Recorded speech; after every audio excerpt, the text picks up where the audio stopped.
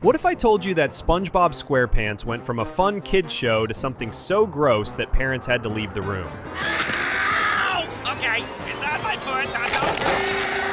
There's this one specific moment where everything just went completely off the rails and the show became obsessed with pus, toenail ripping, and stuff so disgusting that entire countries even wanted to ban it from airing.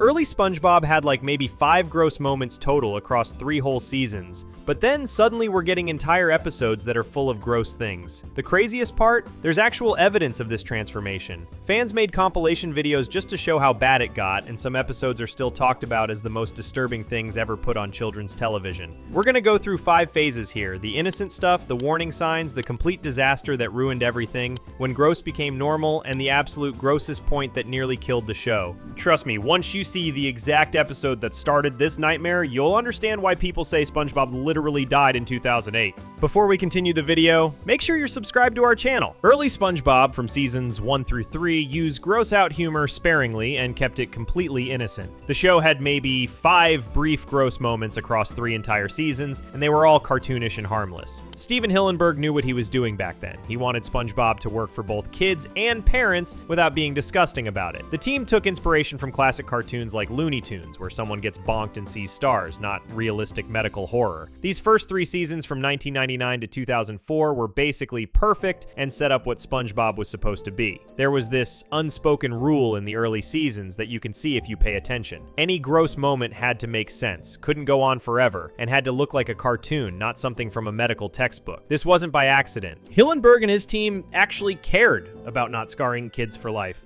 They knew families would be watching together, so everything had to pass the parent test. Look at Hall Monitor from season 1. SpongeBob gets nervous about being Hall Monitor and drools a little bit. That's it. 2 seconds and it's over, and it's relatable because real kids do that when they're nervous. No gross close-ups of saliva dripping everywhere for 30 seconds. In Suds, also from season 1, SpongeBob gets sick, but instead of showing realistic illness, they made his sickness literal soap bubbles coming out of his holes. It's actually clever and turned something that could be gross into silly cartoon magic. Even when they had perfect chances to get disgusting, seasons 1 through 3 held back. Gary Takes a Bath from season 2 could have been all about bathroom humor, but instead it's just Gary being a normal snail who doesn't want to get clean. The Paper from season 1 has Squidward get gum stuck to him, but they immediately make it into a joke instead of focusing on how gross gum is.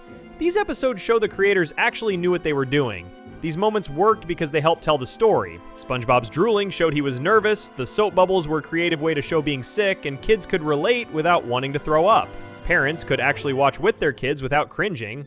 The gross stuff was there when it made sense, but it never took over entire episodes like what was coming later. Here's what blows my mind about seasons 1, 2, and 3. I just listed basically every gross moment that exists in all 3 seasons. Over 60 episodes, and you can count the gross scenes on one hand. Compare that to later seasons where single episodes have more disgusting content than these 3 entire seasons combined. So now we move into seasons 4 and 5, and this is where things started to get a little weird. SpongeBob began experimenting with more frequent and slightly more detailed gross imagery. The show started pushing the boundaries of what was acceptable while still maintaining some restraint, but you could tell something was changing. After the first movie came out in 2004, Steven Hillenburg stepped back from day-to-day operations and new writers and directors joined the team. Season 4 started in 2005, and season 5 ran from 2007 to 2008. And during this time, the network probably wanted more edgy content to compete with other cartoons that were getting grosser. The thing is, most fans don't really blame seasons 4 and 5 for being terrible, but looking back now, these seasons were basically the testing ground for the disaster that was coming. The warning signs were subtle at first, especially in season 4. Gross moments became slightly more frequent, lasted a bit longer, and featured more realistic details. Season 4 episodes, like Fear of a Krabby Patty, started showing extended close-ups of characters looking disgusting and tired, with more detailed imagery than previous seasons. The gross out moments started to linger instead of being quick gags. You could still watch these episodes and enjoy them, but there was definitely something different happening. By season 5, things got more obvious. The show was testing how far it could push while still being acceptable for children, and episodes like Fungus Among Us basically became a preview of what was coming. This was an entire episode about fungus spreading throughout Bikini Bottom, featuring detailed shots of characters covered in realistic-looking fungus. When you watch this episode now, it's clear they were experimenting with medical imagery and seeing how audiences would react to more graphic content. What's interesting about seasons 4 and 5 is that fans have mixed opinions on them. Some people say season 4 was still pretty good and season 5 was just okay, while others point to season 5 as where the decline really started. Most fans started to notice the shift during these seasons, but many dismissed it as isolated incidents. The episodes were still mostly enjoyable, and the gross moments hadn't completely taken over the storytelling yet. You could still watch seasons 4 and 5 with your kids without major problems, but there were definitely moments where you'd think,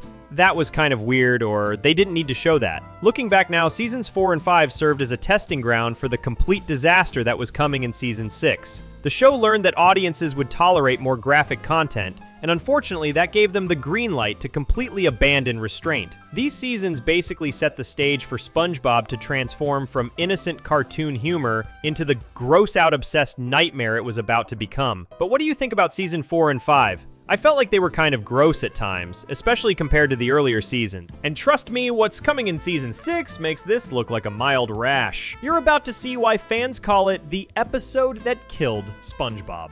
And here we are, season 6 in 2008. This is where SpongeBob completely lost its mind and became obsessed with gross-out humor. Everything that made the show special just got thrown out the window, and what we got instead was basically medical horror. By 2008, Steven Hillenburg had stepped away from the day-to-day work on the show, and new people were calling the shots with a completely different idea of what SpongeBob should be. The restraint and charm of the early seasons was pretty much gone. Instead, the new team seemed to think that shock value and disgusting imagery were the only way to keep audiences interested. They were dead wrong, but they went all in on this approach anyway. Season 6 opened with House Fancy, and right away you knew something was seriously wrong. This episode has the infamous toenail ripping scene that still makes people cringe today. SpongeBob accidentally crushes Squidward's foot with a couch, and we get to watch in graphic detail as Squidward's toenail gets completely ripped off. It's realistic, it's painful to watch, and it serves absolutely no purpose in the story. They literally put it in there just to gross people out, and it worked way too well. But House Fancy was just the beginning. The real nightmare was The Splinter, which is basically 11 minutes of medical horror that somehow got approved for children's television. The episode starts with SpongeBob getting a tiny splinter at work, but instead of dealing with it like a normal cartoon would, we get to watch it become infected and disgusting. There are extended close-ups of pus, swelling, and grotesque medical imagery that looks like it belongs in a horror movie, not SpongeBob. Patrick shows up pretending to be a doctor and makes everything worse by putting garbage on the infected area, turning the splinter into this massive pus-filled boil. The episode ends with the splinter exploding and covering Mr. Krabs in pus and confetti. It's absolutely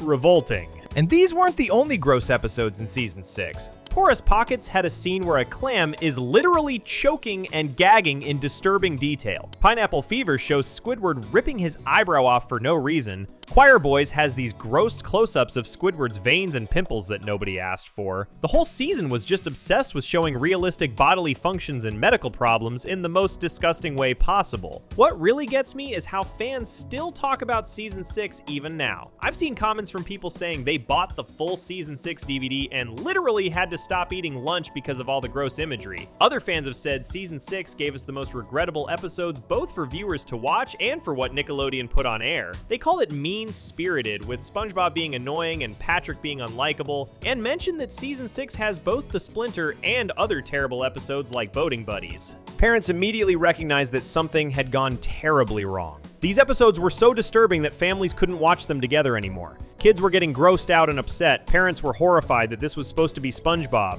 and longtime fans started abandoning the show entirely. The magic was completely gone. Season 6 became known as the grossest season of SpongeBob ever, and officially started what fans call the dark age of the series. The toenail scene got banned in multiple countries because it was considered too graphic for children's television. The Splinter is still talked about today as one of the worst episodes ever made for kids, with some people calling it the episode that killed SpongeBob. Even Tom Kenny, SpongeBob's voice actor, reportedly hated the Splinter, which tells you everything you need to know about how bad things had gotten.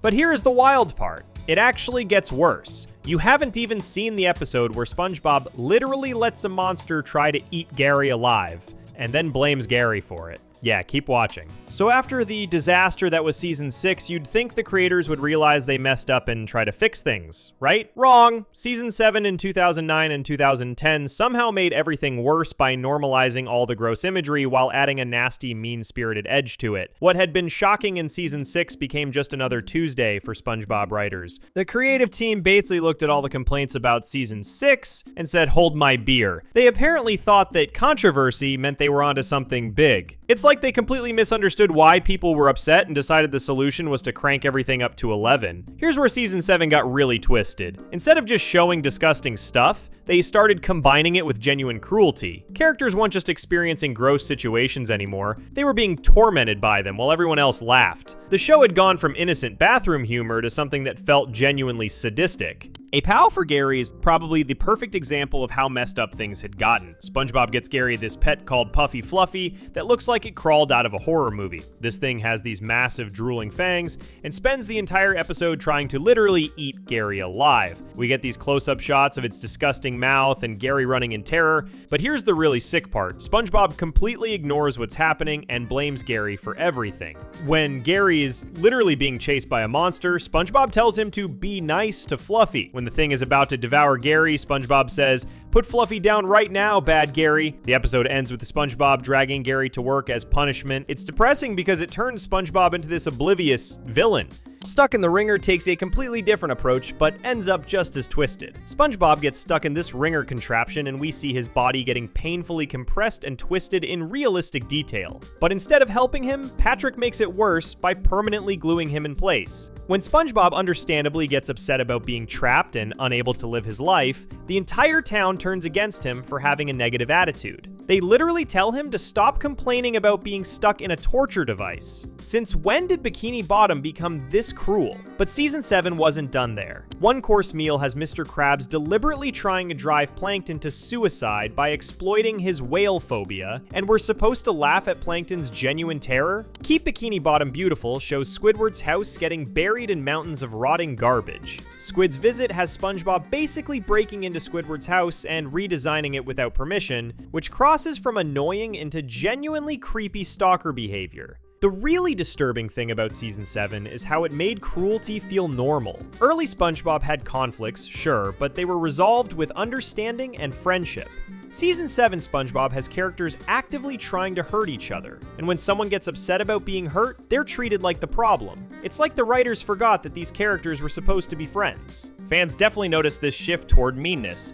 I've seen people describe season 6 and 7 as the period when SpongeBob became annoying, Patrick became a sociopath, and Squidward became a punching bag for increasingly elaborate torture. Some fans said they stopped watching entirely during this period because the show had become genuinely unpleasant to sit through. By the end of season 7, having multiple gross scenes and at least one character getting psychologically tormented per episode had become the standard formula. What started as innocent cartoon slapstick had evolved into something that felt mean-spirited and uncomfortable. And if you think that's disturbing, wait until we hit season 8! This is where the show starts melting faces, traumatizing pets, and making Squidward wear diapers. It's SpongeBob at its absolute worst, and you do not want to miss it. Alright, we've reached seasons 8 through early season 9 from 2011 to 2012, and this is where SpongeBob hit its absolute peak for gross out content. If you thought the previous seasons were rough, this period took everything that was wrong with the show and cranked it up even further. By this point, the show seemed to have completely embraced the gross out approach as its main identity. Almost every episode had some kind of graphic imagery or uncomfortable situation, and you could tell they were really leaning into shock value over everything else. It felt like they'd figured out this formula and decided to stick with it no matter what. What's different about this era compared to season 6 and 7 is just how consistent the gross content became. Before, you might get one really disturbing episode and then a few normal ones, but during seasons 8 and early 9, the graphic stuff became pretty much standard. It was like they'd normalized it completely and forgot that that it used to be the exception rather than the rule. Pet Sitter Pat is a pretty good example of how intense things had gotten. Patrick is supposed to watch Gary while SpongeBob visits his grandmother, but it turns into this situation where Gary is clearly having a bad time. We see Gary getting hungry and desperate, trying to eat paint chips because Patrick isn't feeding him properly. The house gets completely destroyed and Gary looks genuinely stressed out. Then somehow at the end, Gary and Patrick are suddenly friends, which doesn't really make sense given everything that just happened.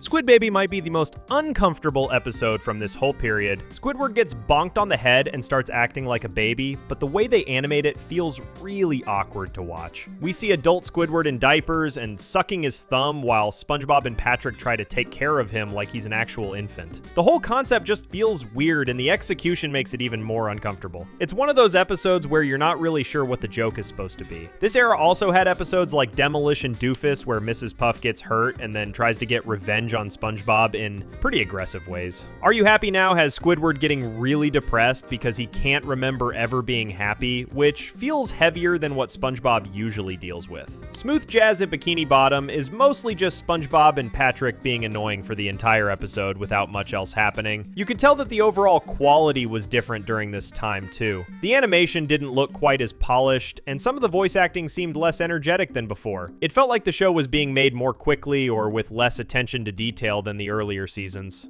Fans started to notice that something was off during this period. Some parents mentioned having to skip certain episodes because they weren't comfortable with the content. Longtime viewers began talking about how different the show felt compared to what they remembered from the early days. The complaints became more frequent and more specific about particular episodes. The show's reputation definitely took a hit during this time. SpongeBob went from being this thing that everyone could enjoy to something that felt more divisive. People started being more careful about which episodes they'd recommend or watch with their kids. This period really did represent the furthest SpongeBob strayed from its original vision. The show had changed so much that it barely resembled what Steven Hillenburg had created back in 1999. It would take some significant changes, and eventually bringing back some original team members, to start moving things in a different direction. You'd think that after seasons 8 and early 9 nearly destroyed SpongeBob's reputation, someone would have stepped in and said, maybe we should dial this back a bit. But nope. Seasons 9B through 12 from 2012 to 2019 kept the gross out train rolling right along. Sure, Steven Hillenburg came back for a while, but the damage was already done and the show seemed stuck in this pattern it couldn't break out of.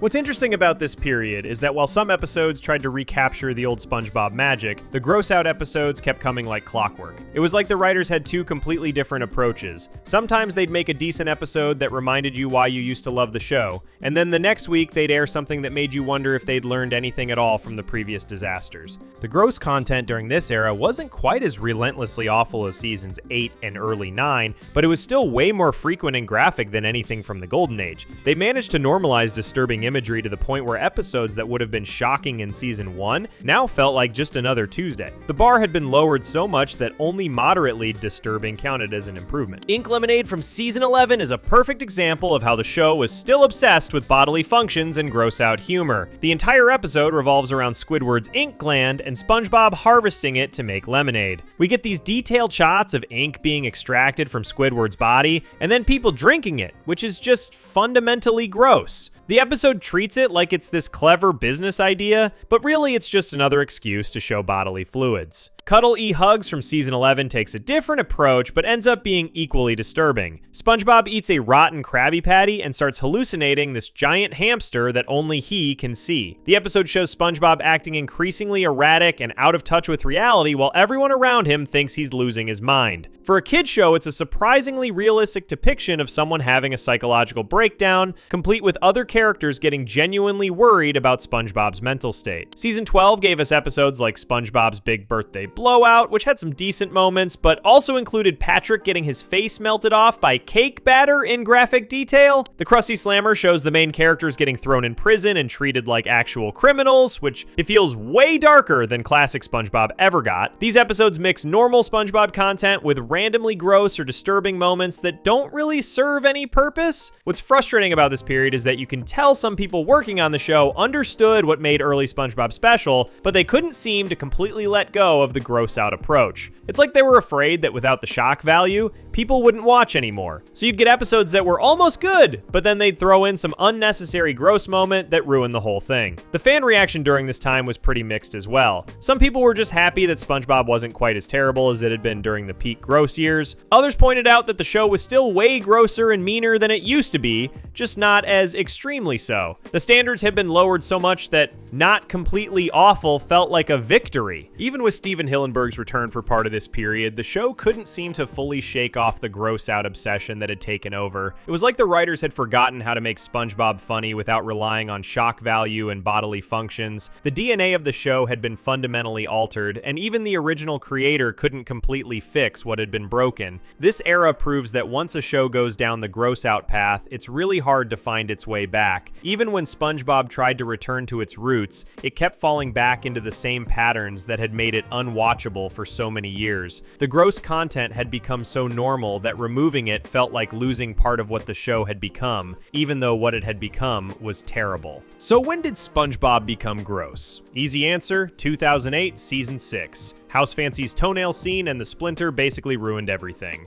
Before that, SpongeBob had like 5 gross moments total across 3 seasons. After that, disgusting stuff became normal. The proof is everywhere. Fans made compilation videos showing how bad it got, parents stopped watching with their kids, even SpongeBob's voice actor reportedly hated some episodes. That's when you know things went too far. Look, SpongeBob is still super popular today and kids love it. The show's doing fine and entertaining millions of people, but it's totally different from what it used to be. The gross out stuff that started in season 6 just became part of what SpongeBob is now. Kids who grew up with the newer episodes don't see anything wrong with it because that's just SpongeBob to them. And that's cool. Everyone likes different things. 2008 changed SpongeBob forever. It went from innocent cartoon fun to something way grosser, and it never really went back. That's just what happened. But this is all just my opinion based on how I see the show's evolution over time. Plenty of people still enjoy modern SpongeBob and find the humor entertaining. There's nothing wrong with liking whatever version of the show appeals to you, whether that's the classic episodes or the newer ones. What do you think? Let me know in the comments which version you prefer. If you guys liked our video, why not subscribe? And I'll see you in the next one.